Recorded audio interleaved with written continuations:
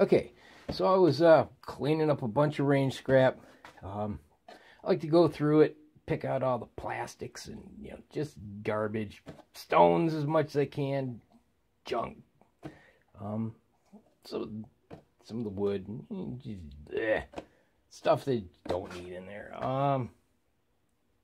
Just went through 300 and some pounds. I picked up.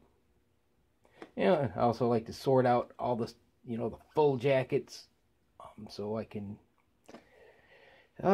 use a pair of bolt cutters and, make an exit wound, so that blood actually drains out. I forget who put that idea out there a couple years back, I think, but thank you very much. It sure beats tin snips. Lock them down in a vise and just one-handed. What we're really getting at is I started realizing I was getting back a lot of what I've been putting down range. As far as like 9mm, 300 blackout. Finding some of the 223, but not a lot of it. Really where I'm going with this is it dawned on me about 200 pounds in, unfortunately. A little slow on the uptake here. Probably one of the best reasons to powder coat. And that is when you're BHN testing. These are 9mm truncated hollow points, and somehow I actually thought to powder coat each alloy a different color. And now I got a bunch of it back. This is some of it. Like I said, I was 200 pounds in before I realized it. This is probably half of it, is my guess.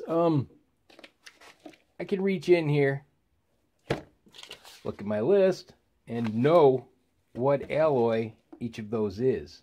Separate them out into separate, separate containers for melting and get my alloys back. Which I think is actually pretty cool. Almost no fuss. Provided you like the color that was on the alloy that works for you. If not, all bets are off. But provided that you haven't put a bunch of those downrange, so they mess with your mix too much, you can go for it. If you change the color, make notes of these things, and yeah. There's 4 different colors in there, 4 different alloys. Like the violets are 30-to-1s. They're range scrap, and most of them are pewter. Some of them are straight tin. Range scrap tin. So, there'd be a little more tin in the mix. But still, Wild Thing 30-to-1. This is after hitting, half-inch OCB. It does this. Hydrostatic shock would fold that sucker right back, right into a ball.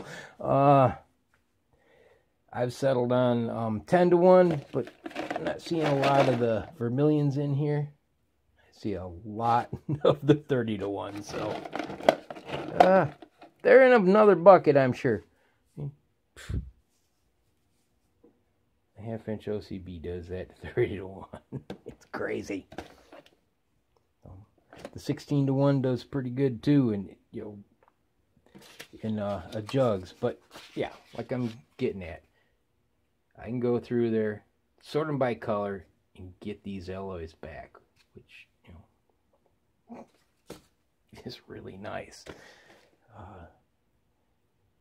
So I think that is a great use for powder coating. After that, pick a color. Either if you're lucky and you like that color, run with it, or pick something maybe even completely different, so that you don't, confuse it with any of the other alloys, and because you're not going to get them all back at the same time. You know that. It could take you years to collect everything you put down range. Doubt you'll ever get it all back. But anyway, yeah, thought I'd share that revelation with you, and well, have a good one. God bless. See ya.